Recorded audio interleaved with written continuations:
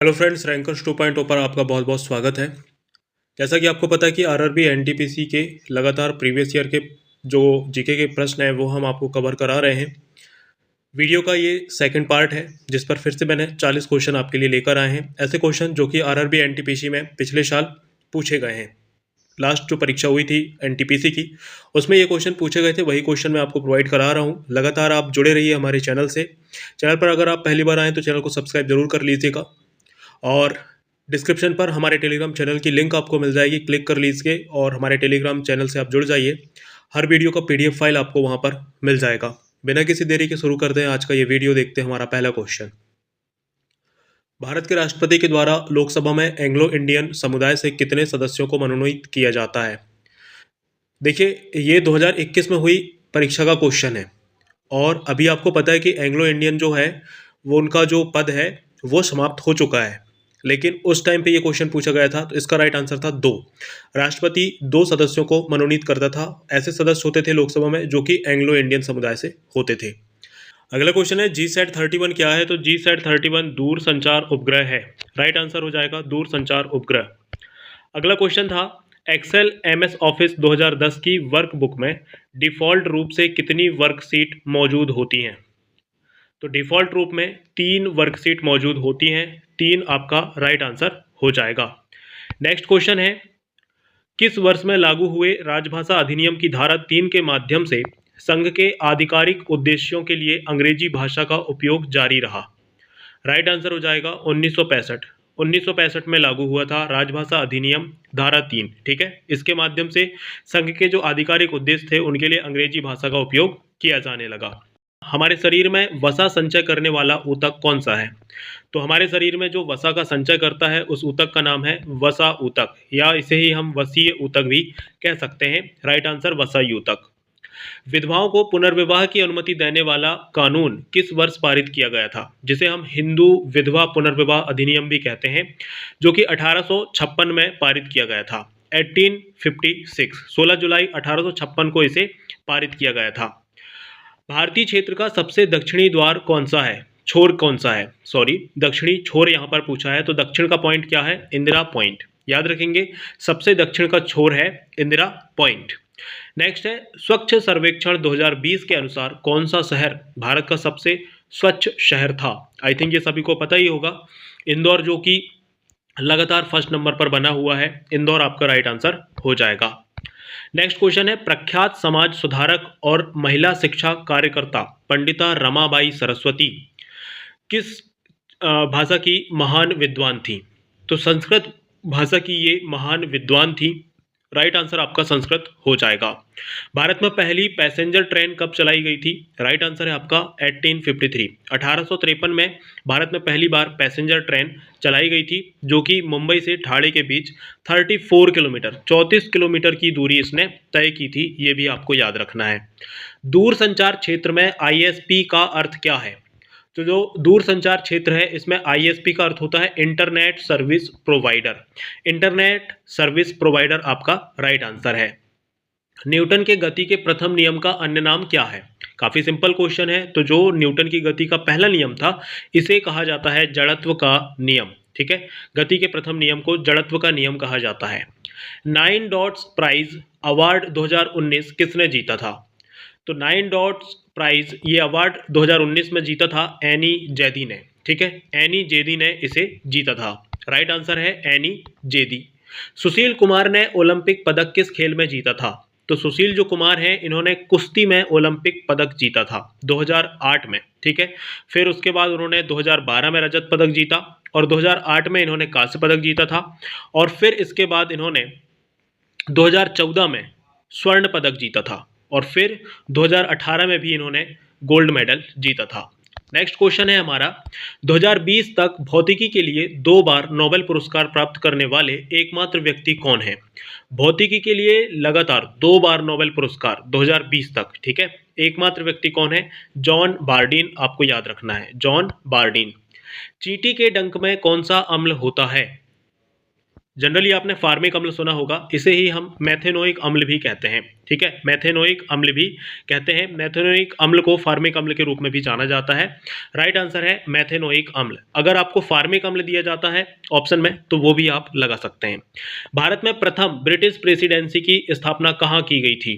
तो जो British east India company है इसकी सबसे पहले स्थापना हुई थी सूरत में। कहाँ पर हुई थी? सूरत आपका राइट आंसर हो जाएगा। परमाणु ऊर्जा उत्पादन में सार्वजनिक क्षेत्र के उपक्रमों के बीच संयुक्त उद्यम की अनुमति देने के लिए संसद के द्वारा परमाणु ऊर्जा संशोधन विधेयक कब पारित किया गया था? तो जो परमाणु ऊर्जा संशोधन विधेयक है ये 2015 में पारित किया गया था। 2015 आपका राइट आंसर है। अगला है ब्लूटूथ का आविष्कारक कौन है? तो ब्लूटूथ का आविष्कारक है जाप हार्टसेन। जाप हार्टसेन इसी ने ब्लूटूथ का आविष्कार किया था। निम्नलिखित में से कौन सी गैस एक उत्कृष्ट गैस है? एक उत्कृष्ट गैस है तो राइट आंसर क्या हो जाएगा? आर्गन। ये गंधहीन होती है, रंगहीन होती है और जो उत्कृष्ट गैसें हैं इन्हें आवर्त सारणी के समूह नंबर 18 में रखा जाता है। ये भी आपको याद रखना है। ठीक है, अगला क्वेश्चन है नवंबर 2020 तक भारत में कितने परमाणु ऊर्जा रिएक्टर काम कर रहे हैं? नवंबर 2020 तक, तो 2020 तक की बात हुई है तो उस टाइम पे 12 ऊर्जा रिएक्टर काम कर रहे थे। 22 आपका राइट आंसर हो जाएगा। नेक्स्ट है नवंबर 2020 की स्थिति के अनुसार भारत का सबसे नया उच्च न्यायालय कहाँ बना है? तो भारत का जो नवीनतम उच्च न्यायालय है ये अमरावती में बना है। कहाँ पर बना है? अमरावती। राइट आंसर अमरावती आपका हो जाएगा। 1875 में मोहम्मदन एंग्लो ओरिएंटल कॉलेज की स्थापना किसने की थी? हालांकि जो अभी अलीगढ़ मुस्लिम यूनिवर्सिटी के नाम से जाना जाता है इसकी स्थापना जो है सैयद अहमद खान ने की थी। सैयद अहमद खान 1875। राइट आंसर क्या हो जाएगा? सैयद अहमद खान। नेक्स्ट क्वेश्चन है हमारा भारत में श्वेत क्रांति का जनक किसे माना जाता है? तो जो श्वेत क्रांति के जनक हैं वर्गीज कुरियन। वर्गीज कुरियन को श्वेत क्रांति का जनक माना जाता है जिसे ऑपरेशन फ्लड के नाम से भी जाना जाता है जो कि 1970 में शुरू की गई थी। 1970। भारतीय रिजर्व बैंक की स्थापना कब हुई थी? राइट आंसर हो जाएगा अप्रैल 1935। 1935 को जो है भारतीय रिजर्व बैंक की स्थापना हुई थी। किस विजय के जश्न के मनाने के लिए अकबर के द्वारा बुलंद दरवाजा बनवाया गया था?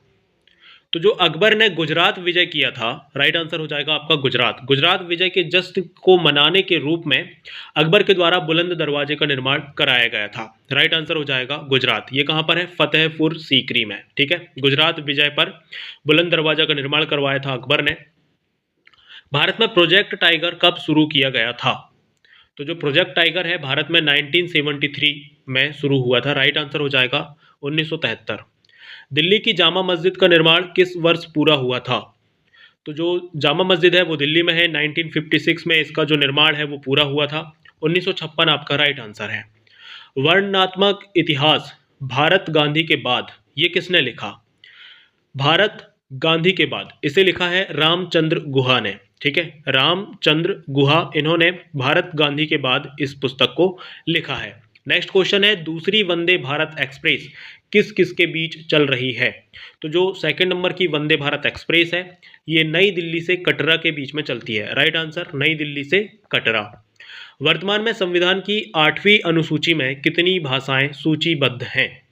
तो जो वर्तमान में संविधान की 8वीं अनुसूची है इसमें कुल 22 भाषाएं सूचीबद्ध हैं। राइट आंसर है 22 भाषाएं।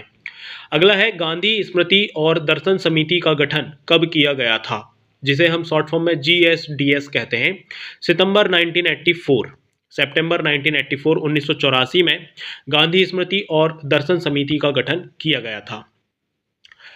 अगला क्वेश्चन है हमारा कौन सा निकाय फसलों के न्यूनतम समर्थन मूल्य की सिफारिश करता है? मतलब किसी भी फसल का न्यूनतम समर्थन मूल्य क्या होगा इसकी सिफारिश कौन सा निकाय करता है? तो ये करता है CACP जिसे हम कृषि लागत और मूल्य आयोग कहते हैं। कृषि लागत और मूल्य आयोग के नाम से इसे जाना जाता है। ये फसलों के न्यूनतम समर्थन मूल्य की सिफारिश करता है। संयुक्त राष्ट्र सुरक्षा परिषद के गैर स्थायी सदस्यों का कार्यकाल क्या है? तो जो संयुक्त राष्ट्र सुरक्षा परिषद है इसके जो गैर स्थायी सदस्य होते हैं इनका कार्यकाल 2 वर्ष का होता है। कितने? 2 वर्ष का होता है, जिनमें जो है 5 स्थायी सदस्य होते हैं। ठीक है, 5 सदस्य इसमें स्थायी होते हैं और 10 सदस्य इसमें अस्थायी होते हैं।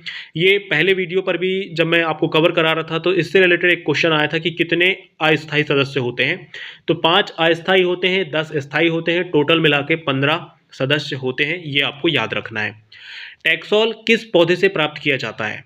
यव नाम का एक पौधा होता है, यव। ठीक है, यव नाम का एक पौधा होता है जो कि अमेरिका में प्रसिद्ध है और कैंसर की दवा इससे बनती है। ठीक है, तो यव नाम का जो पौधा है इससे टैक्सोल प्राप्त किया जाता है। सांभर झील कहाँ स्थित है? सांभर झील राजस्थान में स्थित है। याद रखेंगे, खारे पानी की झील के नाम से इसे जाना जाता है, सांभर झील, जो कि राजस्थान में है। मुफ्त और अनिवार्य शिक्षा का अधिकार अधिनियम संसद के द्वारा किस वर्ष पारित किया गया था? तो मुफ्त और अनिवार्य शिक्षा का जो अधिकार है ये अधिनियम संसद के द्वारा 2009 में पारित किया गया था। 2009 आपका राइट आंसर है। नेक्स्ट है, 2011 की जनगणना के अनुसार भारत का लिंगानुपात कितना था? तो जो 2011 में जो जनगणना हुई थी उसके अनुसार जो भारत का लिंगानुपात है वो है 1943। कितना? 1943 आपको याद रखना है। भारतीय अंतर्देशीय जलमार्ग प्राधिकरण के अनुसार भारत के नौगम्य अंतर्देशीय जलमार्गों की अनुमानित कुल लंबाई कितनी है? तो जो नौगम्य अंतर्देशीय जलमार्ग हैं भारत के, उनकी अनुमानित लंबाई है 14,500 किलोमीटर। 14,500 आपका राइट आंसर है। यूनिसेफ का मुख्यालय कहाँ है स्थित है? तो यूनिसेफ का मुख्यालय कहाँ पर है? ये है फ्रेंड्स न्यूयॉर्क में। न्यूयॉर्क आपका राइट आंसर हो जाएगा। तो फ्रेंड्स, सेकंड वीडियो पर जो 40 महत्वपूर्ण प्रश्न थे जो कि आरआरबी एनटीपीसी 2021 के पेपर में पूछे गए थे वो हमने इस वीडियो पर कवर कर लिए हैं। इस वीडियो की पीडीएफ फाइल आपको मिल जाएगी हमारे टेलीग्राम चैनल पर, लिंक आपको डिस्क्रिप्शन पर दी गई है। हमारी मेहनत, हमारा वीडियो, हमारी जो पढ़ाने की शैली है वो आपको अगर पसंद आ रही है तो वीडियो को एक प्यारा सा लाइक कर दीजिएगा और हमारे मोटिवेशन के लिए सिर्फ चैनल को सब्सक्राइब कर लीजिएगा। मैं आपको लगातार एनटीपीसी के बहुत सारे वीडियो लगातार आपको प्रोवाइड कराते रहूँगा, ना सिर्फ प्रीवियस ईयर के, बल्कि मैं एनटीपीसी में सबसे बड़ा पोर्शन होता है साइंस का भी, काफ़ी ज़्यादा उसमें महत्व होता है। तो साइंस के अलग अलग टॉपिक से रिलेटेड बहुत से महत्वपूर्ण क्वेश्चन मैं आपको लगातार यहाँ पर जल्द से जल्द कवर कराते जाऊँगा, जो कि आपकी आने वाली परीक्षा में काफ़ी ज़्यादा हेल्प करेंगे। तो जुड़े रहिए हमारे साथ, चैनल को कर लीजिए अभी सब्सक्राइब और बेल आइकन को ऑल पर प्रेस कर लीजिए ताकि हर वीडियो का नोटिफिकेशन सबसे पहले आप तक पहुँच पाए। हम मिलते हैं अगले वीडियो पर। जय हिंद, वंदे मातरम।